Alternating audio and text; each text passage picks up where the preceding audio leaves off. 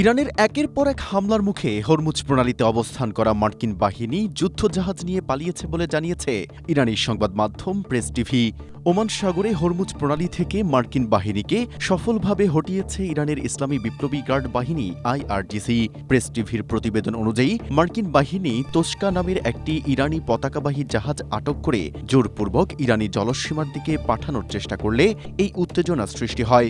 মার্কিন বাহিনীর নৌ অবরোধের চেষ্টার মুখে আইআরজিসির নৌ ইউনিট দ্রুত পদক্ষেপ নিয়ে ট্রাম্প বাহিনীকে হরমুজ ছাড়তে বাধ্য করে। এর আগে ইরান যুক্তরাষ্ট্র শান্তি আলোচনা ব্যর্থ হওয়ার পর মার্কিন যুক্তরাষ্ট্র হরমুজ প্রণালীতে কঠোর নৌ অবরোধ আরোপ করে।